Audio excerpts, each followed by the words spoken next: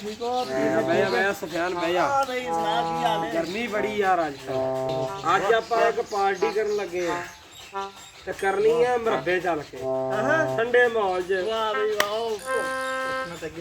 चलो चलिए, रब्बी बड़ी लगी है यार। चलो चलो चलो मैं तो कहना चलिए यार, बड़ा इंतजाम होती जी साहब। माहौल बढ़िया चलिए चल ठीक, चलो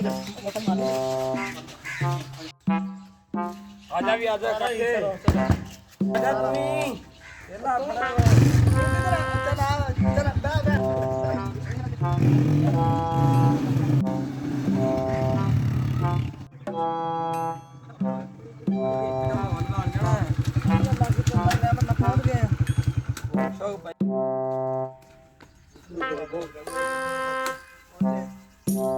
यार भी उमरा दुआ सामान चेक ले रखा अपना क्या कभी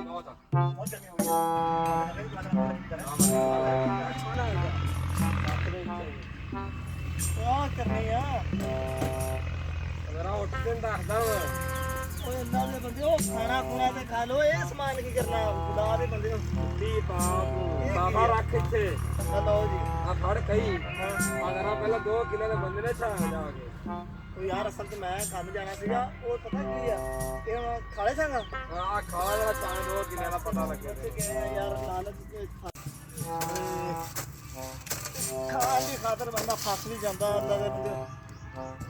ਗਰਮੀ ਵੀ ਬੜੀ ਹੋ ਗਈ ਆ, ਚਲੋ ਬੰਦਾ ਬਹੁਤ ਕੁਛ ਕਰਦਾ ਵਾ, ਮੁਸੀਬਤ ਪੜ ਕੇ ਚਲੋ ਕੁਛ ਤੇ ਖੜਾਉਣਗੇ ਹੀ ਯਾਰ।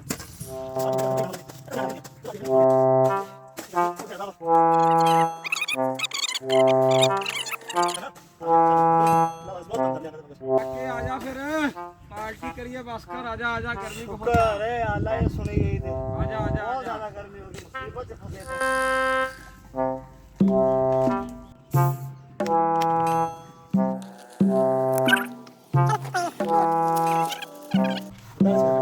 काके पिकनिक शिकनिक जेडी सी बस आई है? हां ही पिकनिक बस नहीं जी बस रोड ते